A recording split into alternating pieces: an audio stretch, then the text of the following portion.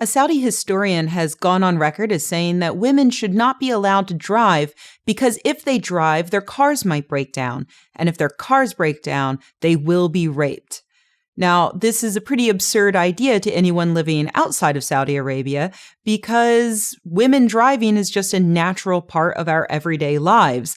So it seems completely ridiculous to stop half the population from doing it when to us it's as natural as breathing. But if you think it's ridiculous to stop women from driving because they might be raped, but you think it's okay to stop women from drinking or wearing short skirts or saying certain things because they might get raped, then please take a seat because you're a giant hypocrite. The argument that women shouldn't drive because they might get raped is the perfect absurd argument to highlight the absurdity in every other identical argument that also pretends to be about women's safety, but is actually about controlling women's behavior in more and more severe ways, creating this impossible standard that we can never hope to reach in order to be unrapeable. That absurdity became even clearer when an interviewer asked the Saudi historian whether or not it might be a problem that women could be raped by their male chauffeurs.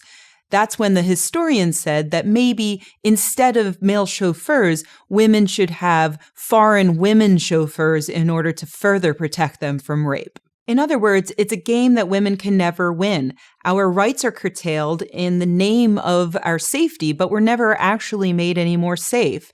What's happening to women all over the world every day is a much more severe version of what airline travelers go through when they have to go through TSA.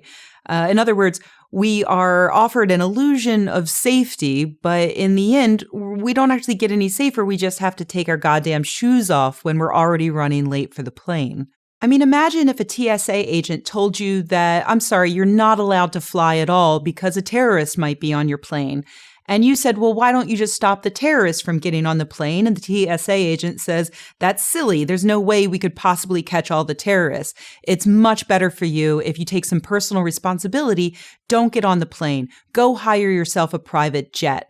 Oh, but then maybe the pilot for your jet is also a terrorist. So best not to don't even try that. You know what? Why don't you just drive wherever you're going? Oh, but then your car might break down and then you might get raped. So you should probably have someone drive you. Unless, but what if they rape you?